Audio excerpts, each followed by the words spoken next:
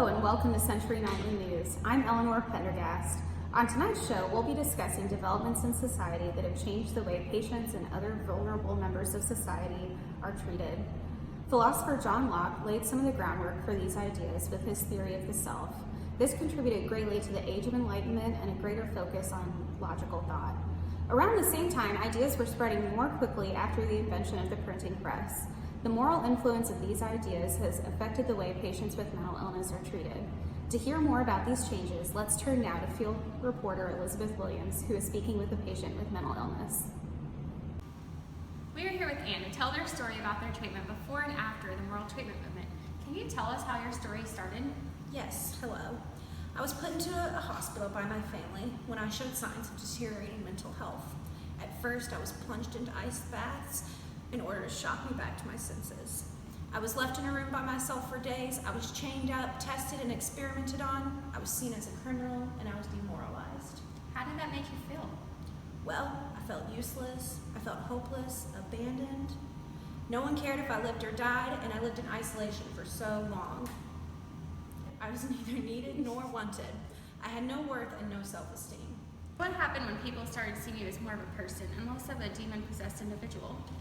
Well, the York Retreat was opened in 1793 and I was moved there. Mr. William Tuke and Dr. Thomas Fowler welcomed me, and I finally began to feel a sense of purpose, and I was no longer a burden to those around me. I was able to learn self-control through work activities and leisure activities, and the people around me became my family.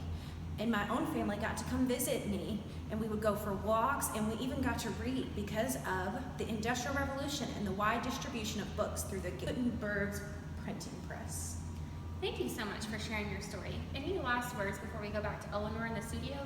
Yes, I just want to say that I'm welcomed home. I feel very excited and happy. I live a very dignified life, and I'm able to work in society now. I deal with my health through the help of kindness and meaningful occupations. We are so happy for you and we wish you the best. Back to you, Eleanor. Wow, thank you for that enlightening interview, Elizabeth. It sounds like things have really been taking a turn for the better for that patient. Up next, we will be hearing from a Civil War soldier who is enjoying their independence after surviving surgery. Hello, my name is Tommy Washington. You may see these injuries I've sustained here fighting in the horrible American Civil War. I kind of lost part of my arm here, but it was all for good, fighting for freedom and equality. My great-grandfather, bless his soul, he fought in the American Revolution to win our independence from Great Britain, that nasty group. His name was George. You might know of him. But anyways, he helped instill in us and many others the great American values of freedom, independence, and progress. We won't let these war injuries get us down. And thanks to this new anesthesia, I survived my surgery. As our nation rebuilds, so will I, with the help of the living wages from the Pension Bureau. Although, if you ask me, they're a little bit stingy with those living wages. But anyways, thank you for listening to my story, and may our nation always strive to live out those great American values of freedom, independence, equality, and progress. Well, isn't that soldier something? Up next, we've got another interview from reporter Elizabeth Williams. She's in the field with Margaret, a healthcare worker. Thanks, Eleanor. I'm here with Miss Margaret, and she works at the hospital. Can you tell me what you do here?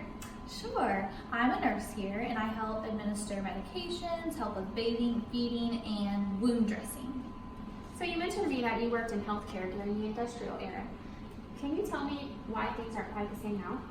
Yes, things changed for the better. We were able to implement aspects of the arts and crafts movement that began in Europe. We were able to do bookbinding, woodworking, painting, sewing, and so many other things that really got their hands busy working on things of value. The industrial era made them feel more like machines instead of humans, so this really gave them value and purpose to their rehabilitation and their healing.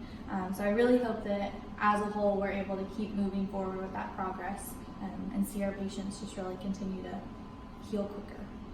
I hear you, Margaret, and I think Eleanor's got someone back in the studio that feels the same way you do about current treatment of patients. Eleanor, back to you.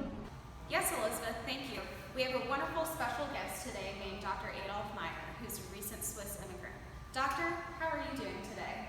I'm doing very fine. Thanks for having me on your show today.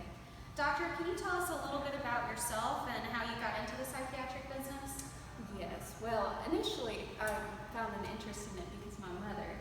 struggled with mental illness. But what really inspired me was going to the Whole House, actually. I just kind of stumbled upon it when I was going to the Chicago Fair. I injured my leg on the way there, and yeah, stumbled upon it. Oh boy, those world fairs can get a little sketchy. Anyway, can you tell us a little bit more about Whole House? Yeah, so Whole House is actually one of the original settlement homes. So they offered educational and social opportunities for people in the community and for a lot of immigrants especially. They had many programs including history, literature, and art. And this really got me thinking about the connections between occupation and mental health. So I really want to take some of the ideas that I saw there and maybe include it in the asylum that I work at. Oh wow, can you tell us a little bit more about the asylum where you work? Yes, I work in a little place called Kankakee, Illinois. And after hearing about the maltreatment movement that was started by William Tuke, I really started to see my clients as individuals and really wanted to get to know about them and their backstories. And so I think occupation plays a big part in that. And so I want to offer some occupations for them more than we have gardening already, but I know that doesn't suit everyone. So get some more programs for to meet people's specific needs. Thank you so much for stopping by today. Are there any other final thoughts you'd like to leave us with? Yes, there is one thing. I want y'all to be looking out for a book from me. I'm doing some research, and within the next 3 years it should be published. I'm thinking the name being Philosophy of Occupation Therapy. I don't know, I might change it. It seems a little basic. We'll see. Okay, well thank you so much for stopping by. It was nice meeting you. Nice meeting you. Thanks for having me. Well, how about that, Dr. Meyer? I'm certainly going to keep my eyes out for his upcoming writing on occupation. I hope you all enjoyed tonight's broadcast. Tune in tomorrow night to hear more about the progressive era and to find out what things we can look forward to after the turn of the 20th century. Thank you and have a good night.